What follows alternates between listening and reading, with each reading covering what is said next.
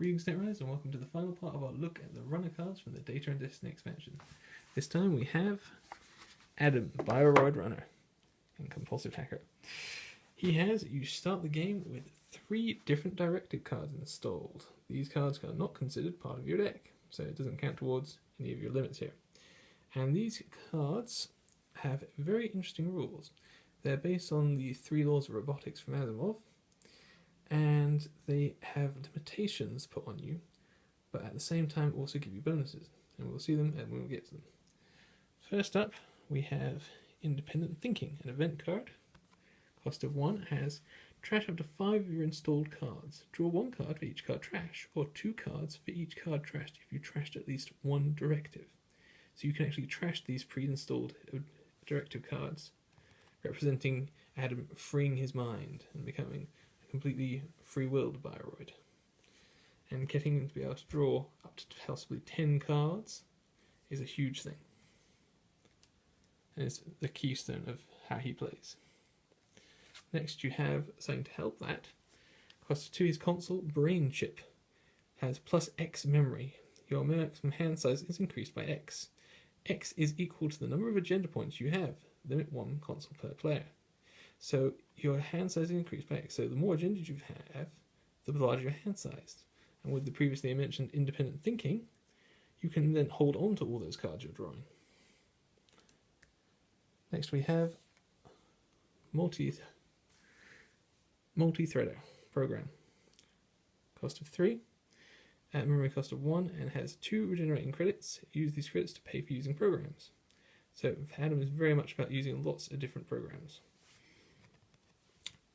Next we have always be running his first directive.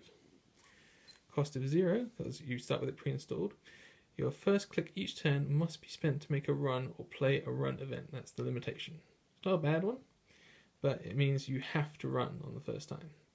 Once per turn, however, this is the bonus, you can spend 2 clicks to break a subroutine on a piece of ice currently being encountered.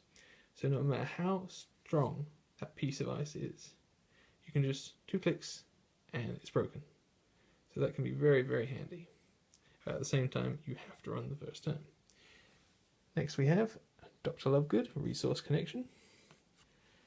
2 credits, and when your turn begins, choose one of your installed cards. The text box of that card is blank for the remainder of the turn. Now, that is good because it allows you to ignore your directive written. If you don't want to trash your directive because you like their abilities, you can use this to ignore the fact that you would have to run or play a run event at the start of your turn for your first click.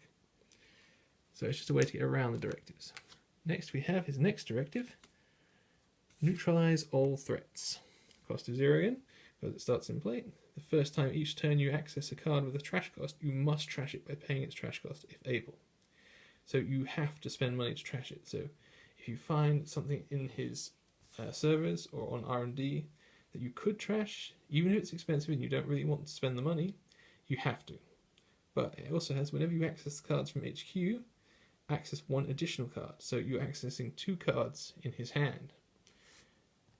Extremely strong, since you might find, it could increase the chance of you finding an agenda, but if you find 2 cards that you could trash, you will have to trash both of them.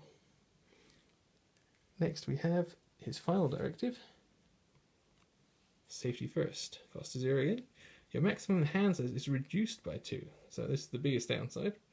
When your turn ends, draw 1 card if you do not have cards in your grip equal to or greater than your maximum hand size. So if you've got 3 cards or less with this one in play, you get to immediately draw cards to try and get back up to it. But it's a huge downside, and it would probably be one of the first ones I would sacrifice to draw more cards using independent thinking. Next we have the neutral cards. Employee Strike. 1 credit to play. Event current. This card is not trashed until another current is played or an agenda is scored. The corpse identity text box is blank. Now, against some corp identities, that is huge, especially the flip identities. If you just blank their text box, suddenly the whole strategy of their deck might fall apart. It's not crushing defeat, but it would certainly hold them back a lot.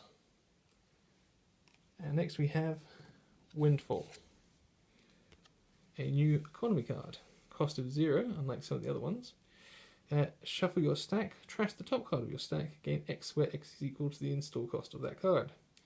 Now this is a cheap way to get money because it's no cost at all, but it does mean you're potentially sacking the card you need, since you have to shuffle the deck before you draw.